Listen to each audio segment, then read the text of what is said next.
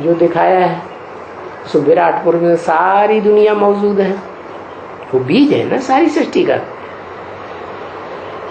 तो वो हुआ पहले नंबर का धर्म स्थापक। कब पहले नंबर का धर्म स्थापक है तो पहले नंबर में कौन सी आत्माओं की स्थापना करेगा? है आत्माओं के तो ग्रुप है ना। इस्लाम धर्म की आत्माएं अलग, क्रिश्चियन धर्म की अलग, मुस्लिम धर्म की अलग, आर्य समाजी अलग, उनके राज्य भी अलग अलग।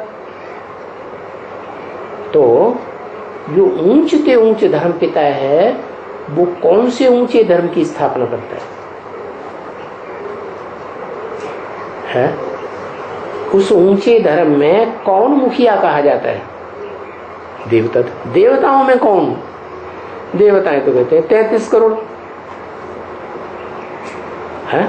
और हर धर्म सृष्टि के नारायण, कौन सा नारायण? नारायण तो ढेर सारे, अभी अभी तो बताया। आदि नारायण, एक्यूरेट बोलना चाहिए ना। आदि नारायण, जो आदि नारायण है वही विष्णु कहा जाता है। आदि नारायण और आदि नारायणी दोनों के संस्कार मिलते हैं तो विष्णु कहा जाता है। बाकी कोई चार हाथ का आदमी नहीं होता है, ये समझ की बात है। तो ये जो कहा गया विष्णु वो है अव्वल नंबर का देवता। क्या सात्विक देवता या तामसी देवता है? एकदम सात्विक है। जो तामसी होगा कभी आंखें लाल लाल करेगा कि नहीं है? और जो सात्विक होगा सदा सात्विक, तो हमेशा मुस्कुराता रहेगा या गुस्से में आएगा, तमतमाएगा है? तो विष्णु को कैसे दिखाते हैं? सदा शांत मुस्कुराता। तो वो कोई धर्म स्थापक नहीं है। कौन? विष्णु। वो तो जो धर्म स्थापन हुआ उसमें अव्वल नंबर है आदि नारायण।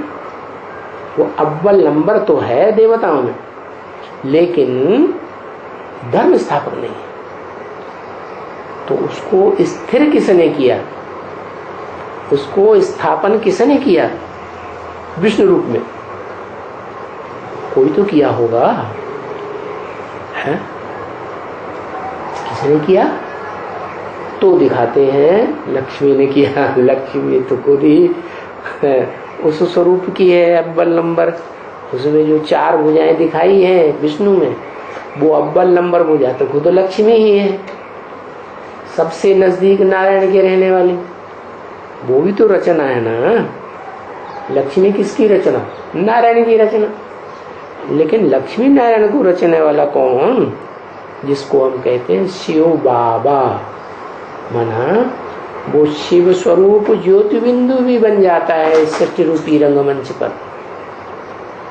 हीरो पार्टधारी आत्मा और शरीरधारी भी है। क्या? सारी सृष्टि का बाबा। बाबा मन ऊंचे ते ऊंचा, फादर का फादर का फादर का फादर का 84 जन्मों जो अंतिम स्टेज में पहुंच गया, वो धर्म पिताओं का भी बाप। तो जो ब्रह्मा वाली आत्मा है दादा लेखराज, उससे 9 कुड़ी के ब्राह्मण तो पैदा हुए, लेकिन उन्होंने किसी को देवता नहीं बनाया। क्यों? क्योंकि वो भी तो रचना है ब्रह्मा के, रचयिता है, रचना है। तो रचयिता जो एवरलास्टिंग है साकार रूप में इस सृष्टि में, वो आत्मा है जो सृष्टि के आदिकाल में और शूटिंग के आदिकाल में जिसको नाम दिया था परम ब्रह्म। क्या? काम निकालने के लिए ब्रह्मा नाम दिया ना, तो वो परम ब्रह्म ही जब नौकुरी के ब्राह्मण तैयार होते हैं ब्राह्मणों की दुनिया में, तो उनमें फिर प्रत्यक्ष होता है अंत में। क्या? और वो कब कहा जाता है परम ब्रह्म? जब कब है? जब नहीं, वो तो पहले ही प्रवेश कर गया, सन 36 में ही प्रवेश किया उसने।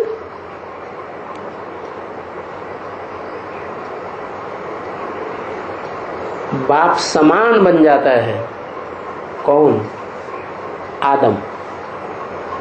तो जब समान बन गया तो वो समान तब बनता है जब पत्थर बुद्धि के साथ वो आत्मा भी ऐड हो जाए जो पत्थर बुद्धि बनने का काम नहीं करती। क्या माना? संग के रंग में तो आती है, लेकिन दैहिक संग में सिर्फ एक की आती है। तो षष्ठ रूपी रंगमंच पर एवर प्योर किसी कहेंगे, शरीर से भी और आत्मा से भी, किसी प्योर? लक्ष्मी है, आदि लक्ष्मी। तो वो आदि लक्ष्मी वाली आत्मा भी जब शंकर के साथ ऐड हो जाए, क्या? उससे पहले क्या था? ऐड होने से पहले चंद्रमा था साथी, और कौन साथी था? है? और कोई साथी था? शिव साथी था। क्या? आदम का साथी कौन? शिव निराकार, और ज्ञान चंद्रमा ब्रह्म, भले अपोजिशन में। ब्रह्मा दादा लेखराज पहले अपोजिशन में रहता है या सपोर्ट करता है? अपोजिशन में रहता है ना। जब पूरी बात बुद्धि में बैठ जाती है तब फिर सहयोगी बन जाता है। तो वो आत्मा संपूर्ण सहयोगी माने संपूर्ण चंद्रमा बने तो संपूर्ण देवता बने। और देवता प्रवृत्ति मार्ग वाले होते हैं या निवृत्ति मार्ग वाले होते हैं? प्रवृत्ति मार्ग वाले। तो आत्मिक रूप में कहें कि दो आत्माओं की पक्की प्रवृत्ति हो गई। कौन कौन दो आत्मा? दादा लेखराज ब्रह्मा की सोल, और जिसे हम कहते हैं शंकर, महादेव, आदिदेव। तो ये दोनों आत्माएं जब एक होती हैं तो साथ ही साथ फिर तीसरी आत्मा कौन सी आ जाती है?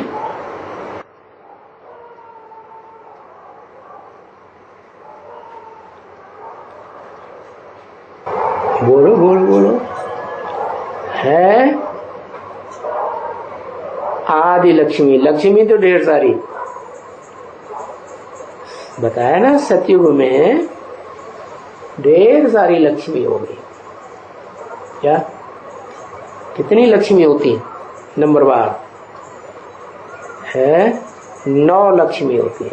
9 नारायण तो 9 लक्ष्मी।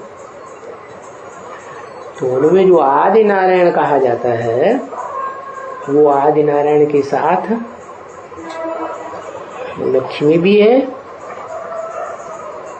और वो आत्मा जिसे हम कहते हैं आदि नारायण, वो कहा ही तब जाता है आदि, क्योंकि सृष्टि का आदि होगा तो प्रवृत्ति मार्ग से होगा या निवृत्ति मार्ग से होगा? है प्रवृत्ति से। तो वो आत्मा एक आकार हो जाती है। इसलिए कहा जाता है कि धर्म स्थापक एक या अनेक? एक। एक आत्मा कौन हुई?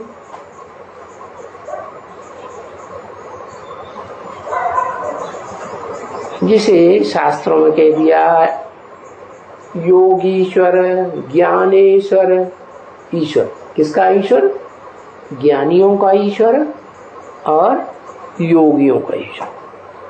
अब इधर शास्त्रों में लिखा है कि योगीश्वर कृष्ण भी है, योगीश्वर शंकर भी है। अरे तो योगियों का ईश्वर एक होगा या ढेर होंगे? हैं? एक ही होगा ना। तो वास्तव में जो योगीश्वर है वो शंकर ही, उसका अपर नाम है क्या? योगीश्वर सनत कुमार।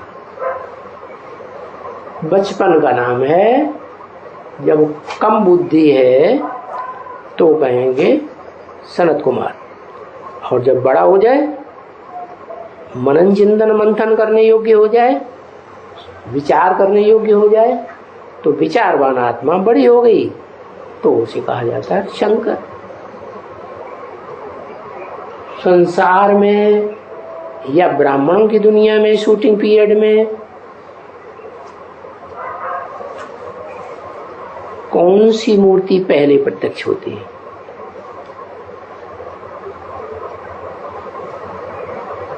दुनिया वालों के सामने या ब्राह्मणों की दुनिया के सामने है? कौन सी मूर्ति प्रत्यक्ष होती है?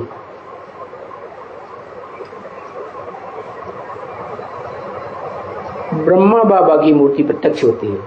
ब्रह्मा बाबा तो शरीर ही छोड़ गए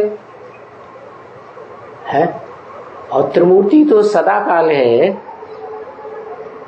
सदाकाल सूक्ष्म वतनवासी है या अल्पकाल के लिए है? त्रिमूर्ति जो है वो तो इस दुनिया में कहते हैं शास्त्रों में कि त्रिमूर्ति सूक्ष्म वतनवासी है, माना सूक्ष्म है, वो इन आंखों से कोई को दिखाई नहीं देती है। वास्तव में ब्राह्मणों की दुनिया की बात, शूटिंग पीरियड की बात, वो इन आंखों से नहीं दिखाई देती है। ज्ञान मिले तो ज्ञान के नेत्र से वो ब्रह्मा, वो विष्णु, वो शंकर पहचाने जाते हैं। तो पता चला कि अव्वल नंबर ब्रह्मा जो है वो पहले पहचान में आता है। अव्वल नंबर ब्रह्मा सो अव्वल नंबर विष्णु सो अव्वल नंबर देवता। इसलिए क्लियर हो जाता है कि जो अव्वल नंबर देवी देवता धर्म है, अव्वल दीन मुसलमान भी मानते हैं उसे, तो उसका धर्म स्थापक है कौन? जिसे हम शंकर कहते हैं। सिर्फ शंकर कहें कि शिव शंकर कहें, देवी देवता सनातन धर्म का स्थापक है। क्या कहें? दो कहें, शिव शंकर कहें, तभी देवी देवता धर्म स्थापन होता है। अच्छा शंकर कहें तो नहीं स्थापन होता, उसमें शंकर में शिव नहीं होता। फिर जब शंकर में शिव है तो फिर अकेला शंकर क्यों कहें? है इसलिए कहें कि शंकर भी अपने स्वरूप में स्थित नहीं होता। शुरुआत में जब संपूर्ण रूप से बिंदु बन जाए तब कहेंगे योगी। इसलिए तो गीता में लिखा है, नहीं असन्यस्त संकल्प योगी भवति कश्चन। जिसने अपने संकल्पों का पूरा त्याग नहीं किया है वो योगी नहीं हो सकता। जैसे दुनिया में योगी होते हैं ना, सन्यासी लोग होते हैं, कहते हैं हम योगी हैं, घर बार तो छोड़ देते हैं, जमीन जायदाद छोड़ देते हैं, प्रॉपर्टी छोड़ देते हैं, लेकिन फिर उनको याद आती रहती कि नहीं है? घर बार, बाल बच्चे, बीवी बाल बच्चे याद आते हैं कि नहीं? याद आते हैं। तो संकल्प तो चलेंगे ना।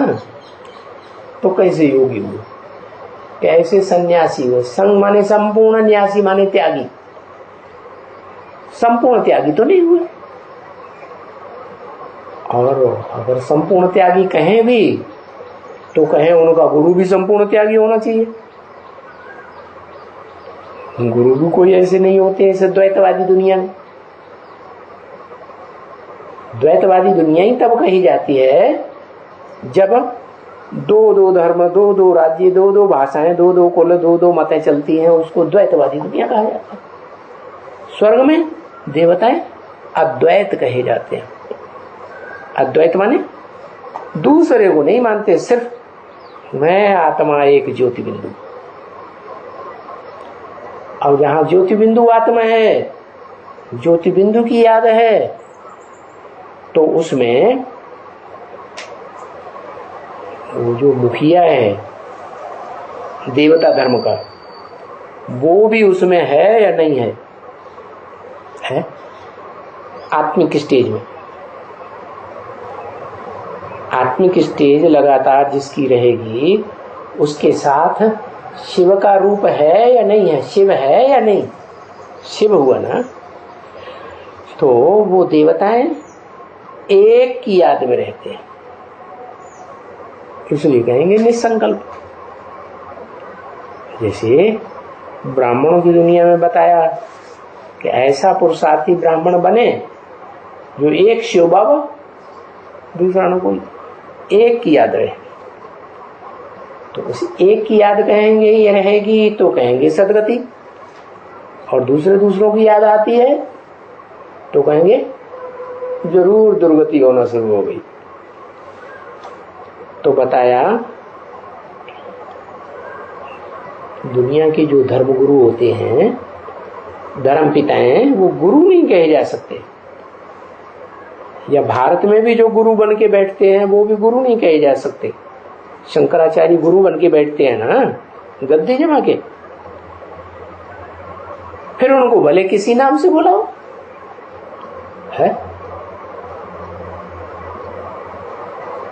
गुरु माने गुरुत्वाकर्षण शक्ति वाले कोई भी नहीं है, उनको भी कोई खींच लेता है। कौन खींचता है? जब सृष्टि का अंत और सृष्टि का आदिकाल होता है तो उनको भी शिव जिसमें प्रवेश करता है, जिसे संसार में नाम दिया जाता है शिव के साथ शंकर, वो शिव शंकर सारी दुनिया को आकर्षित कर लेता है अपनी ओर। तो भले उनको किसी नाम से बुलाओ, इब्राहिम कहो, गुरु करो, बुद्ध कहो, कुछ भी कहो, ब्रह्मा कहो, विष्णु कहो, क्योंकि ब्रह्मा और विष्णु की भी मूर्तियों को स्थापन करने वाला कौन है? बनाने वाला कौन है? ऊपर उंगली उठा दी, शिव है। अच्छा, वो खुद मूर्ति है जो मूर्ति बनाएगा? मूर्ति माने साकार, खुद ही मूर्ति नहीं है तो बनाएगा कैसे? क्या वास्तव में असली रूप में जब कहें कि तीन मूर्तियां संपन्न रूप में तैयार हुई तो तब ही कहा जाएगा जब तीनों मूर्तियों को बनाने वाला वो मूर्तिमान शंकर जो सदैव आत्मिक स्टेज में स्थिर हो जाता है, शिव स्वरूप बन जाता है, वो ही तीन मूर्तियों को स्थापन करने वाला त्रिमूर्ति शिव हुआ। तो उसके अलावा और दुनिया में सब हैं धर्म स्थापक। क्या? जो धर्म स्थापन के निमित्त तो बनते हैं, फिर नंबरवार ही धर्म की पालना कर पाते हैं, और विनाश तो कोई कर ही नहीं पाते। इसलिए कोई भी शिव के स्वरूप नहीं है। क्या शिव स्वरूप तब कहा जाए जब अपने धर्म की स्थापना भी करें और पालना भी करें अच्छे से, और विनाश भी करते हैं जब तामसी बने तो फिर वो धर्म पिताएं, एक आता है, दो आता है, तीन आता है, आते ही जाते हैं, दूसरा भी आते हैं। बाकी सदगति कोई किसी की थोड़े ही करते हैं। उनको याद करने से किसी की भी सदगति नहीं हो सकती। क्या धर्म पिताओं को याद करेंगे क्योंकि वो खुद ही अपूर्ण है। सदगुरु तो कोई है ही नहीं जो सबकी सदगति करे, तो वो अपनी भी सदगति नहीं कर सकते और दुनिया में सारी दुनिया के मनुष्य मात्र की सदगति नहीं कर सकते, प्राणी मात्र की सदगति नहीं कर सकते। हाँ, वो फिर क्या करते हैं? वो जो धर्म पिताएं हैं ना, वो तो रजो प्रधान दुनिया में आते हैं ना, जब इस सृष्टि में रजोगुण की वृद्धि होती है तब आते। और रजोगुण की वृद्धि जब होती है तो काम और क्रोध की भी वृद्धि हो जाती है। क्या?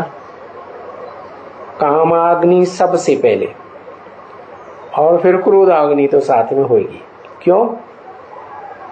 क्योंकि कामाग्नि एक ऐसी चीज है जो उसमें जितना भी घी डालो, क्या कितना भी याद का घृत डालो स्मृति का, लेकिन वो बढ़ती जाएगी, खत्म होने वाली नहीं है। अच्छा, घृत नहीं डालो, तेल डाल दो। तेल भी तो खाने का होता है ना। अच्छा, खाने का मत डालो, मशीनों वाला तेल डाल दो, है उसमें भी वैरायटी होती है, एकदम थर्ड क्लास कैरोसिन का आ जाता है, वो तेल डाल दो। थोड़ी थोड़ी चिकनाहट तो सभी में होती है। चिकनाहट माने जो याद है ना, याद जिसकी करते हैं तो चिकने की याद करेंगे, खुर्राट की याद करेंगे, है चिकने की याद करेंगे ना। तो वो ऊर्जा तो सब है, लेकिन अव्वल नंबर ऊर्जावान एक भी धर्म पिता नहीं है। तो क्या करेंगे? वो आग पैदा कर देते हैं। क्या? काम अग्नि सब में, सब धर्म पिताओं में और उनके फॉलोअर्स में पैदा होती है। वो कामाग्नि जो है क्या करेगी? क्रोधाग्नि भी पैदा करेगी। क्यों? काम की आग तो कभी पूरी होती नहीं और विकारों की तीव्रता कम हो जाती है, लेकिन काम अग्नि कभी पूरी नहीं होती। जितना भी उसको बढ़ाते जाओ, बढ़ाते जाओ, बढ़ाते जाओ, कामनाएं कभी खत्म नहीं होती। तो वो क्या करते हैं? फिर क्रोध आ जाता है। फिर क्या करते हैं? क्रोध आएगा तो क्या करेंगे? युद्ध करते हैं। कैसा युद्ध है? देह की इंद्रियों का युद्ध करते हैं कि सिर्फ संकल्पों का युद्ध करते हैं? है दोनों का युद्ध करते हैं, हिंसा करते हैं। क्या करेंगे? है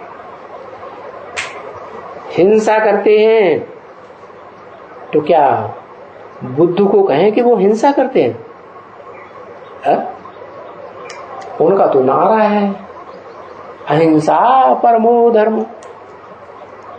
क्या नारा है या नहीं? नारा है। अब उनसे पूछो, जब तुम्हारे ऊपर आक्रमण हुआ विदेशियों का तो तुमने हाथ उठा दिए अहिंसा परमो धर्म, हम युद्ध नहीं करेंगे, तो वो तुम्हारे बीवी बाल बच्चों को उठा के नहीं ले जाते हैं? उठा के ले जाते। तो तुम हिंसक हुए या नहीं हुए? क्योंकि जो अपने परिवार की ही रक्षा नहीं कर सकता है, अपनी रचना की ही रक्षा नहीं कर सकता है, वो विश्व का कल्याण क्या करेगा? ये तो दुनिया को धोखा देना हो गया। क्या तो बताया,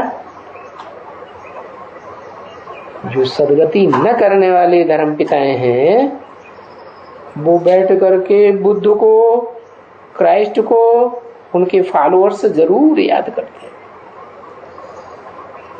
अच्छा, फिर क्या करेंगे? वो सब धर्म वाले माला फेरते हैं। क्या माला माने संगठन।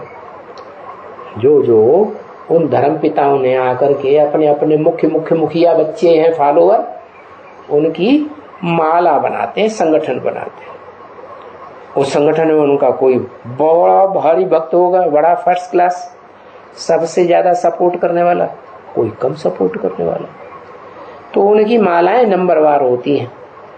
क्या सब धर्म माला फेरते हैं। क्राइस्ट को याद करेंगे, माला फेरते जाएंगे, और किसको याद करते जाएंगे? क्राइस्ट को याद करते जाएंगे। अरे जब माला में अलग अलग गुरिये हाथ में आते जाते हैं तो अलग अलग गुरियों को याद करो ना, क्राइस्ट को क्यों याद करते? तो ये बात उनकी समझ में नहीं आती। ये बात जब सुप्रीम सोल बाप शिव इस सृष्टि पर आते हैं और ब्रह्मा के वो दादा लेख वो क्या नाम आदम के द्वारा अर्जुन के द्वारा ज्ञान सुनाते हैं मुख से, तो ये बात बाहर आती है ज्ञान की। क्या कि जिस साकार स्वरूप के द्वारा उसको फॉलो करने वाले, पूरा फॉलो करने वाले जो होते हैं ना, वो तो उसी धर्म के पूरे बनेंगे। महादेव है तो देवता धर्म के बनेंगे ना। तो जो देवता धर्म के पक्के बनते हैं 16 कला संपूर्ण, वो 16 कला संपूर्ण आत्माएं फिर माला की लिस्ट में आती। उनमें भी सब नहीं आती हैं, कोई प्रजा की लिस्ट में आएंगी है, कोई राज्याधिकारियों की लिस्ट में आएंगी, कोई दास दासियों की लिस्ट में भी आएंगी।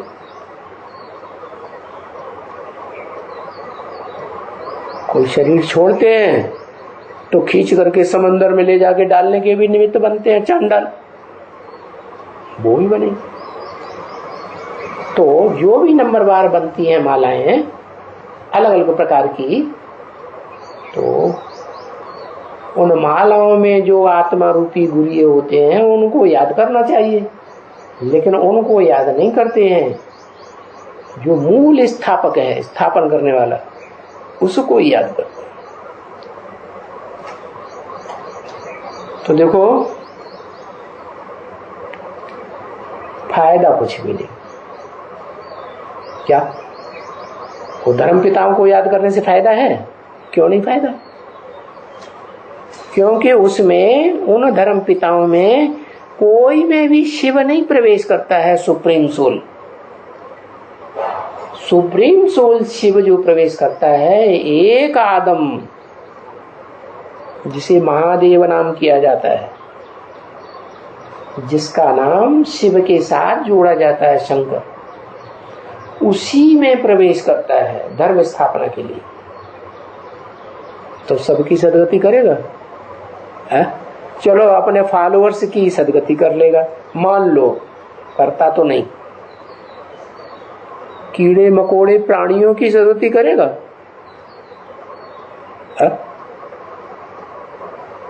अरे अपने फॉलोअर्स की ही सदगति नहीं कर पाता, उनकी ही दुर्गति होती रहती है, तो फिर दूसरों की सदगति कहां से करेगा? लेकिन वो फॉलो करते हैं। वो धर्म पिताएं भी ये समझते हैं जैसे इस दुनिया में जो भी आत्माएं हैं, पहले सतो प्रधान फिर तमो प्रधान। तो आदम की आत्मा भी सत्व प्रधान, फिर लास्ट में तमो प्रधान।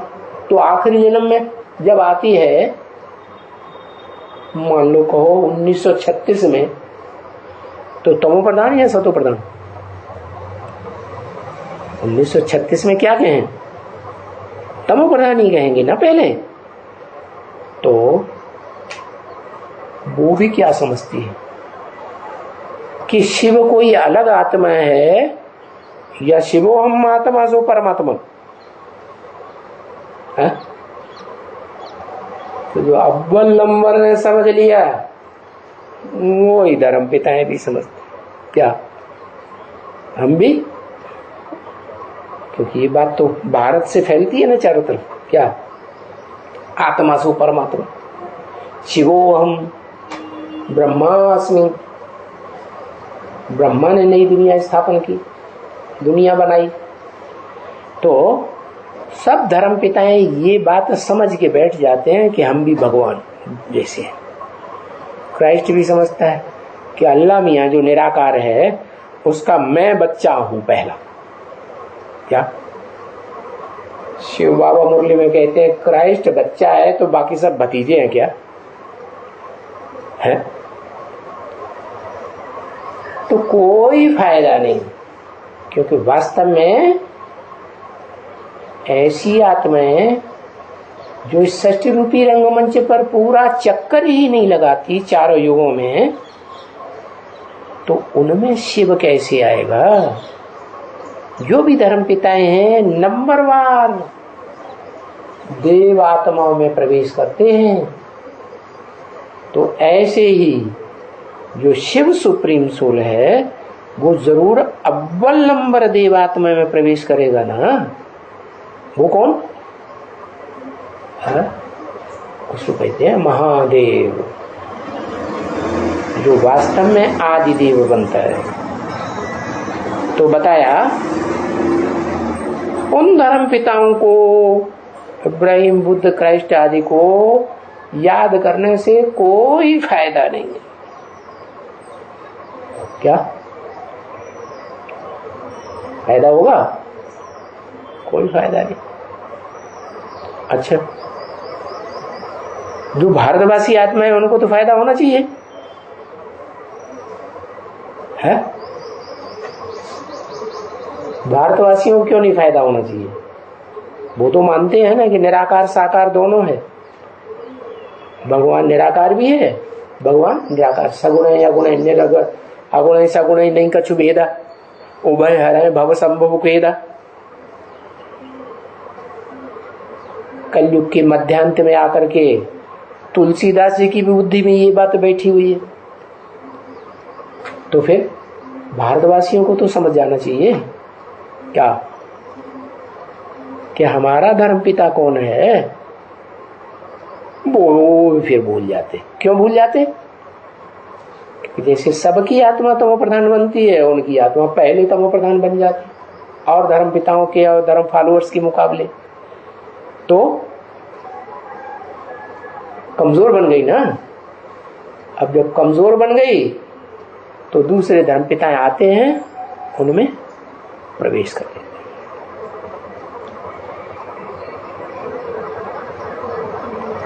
ओम शांति।